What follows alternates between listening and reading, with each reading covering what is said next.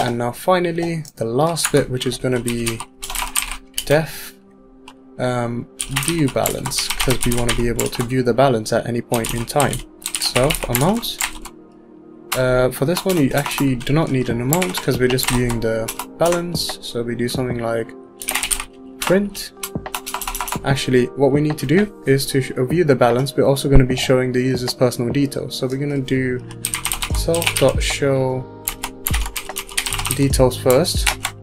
Now this function is going to be run from our user class because it's inherited it from there, and then it's going to show the user all his or her details, and then it's also going to show him or her the account balance. I'm just going to copy this line right here to save time. Copy and paste.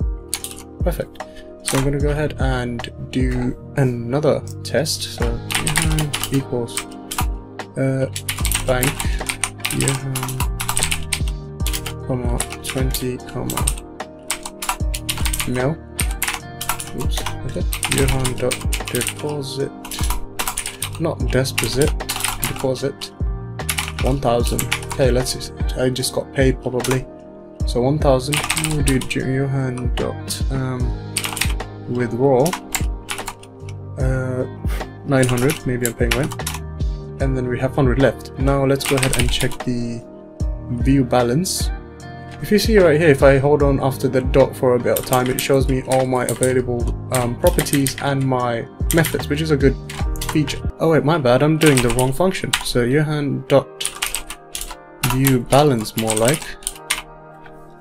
I almost like crashed myself there, thinking why is it not working.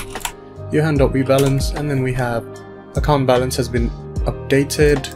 Actually, we can just change that to account balance and then whatever amount there is.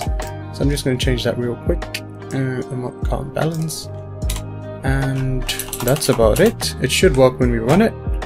And that's it for today's tutorial, guys. I'm going to clear this off just in case you want to like screenshot or something, but I'm going to attach the code in the description just like always. Hope you guys have enjoyed and had an opportunity to learn something new or actually brush up on what you learned in the last tutorial. Hope you're starting to see the point of kind of using object-oriented programming, because it's really super easy to manage your code. Because if you wanted to edit something to do with the user, you know exactly where to go and do that. And then when you edit that in there, that's literally the one and only place you need to edit it in. You don't need to go back to your other classes which use user. You just need to do it in this one place. So inheritance is like the major thing I love about object-oriented programming. Obviously it has other advantages as well, but we're going to get into that in a different video if you guys want me to.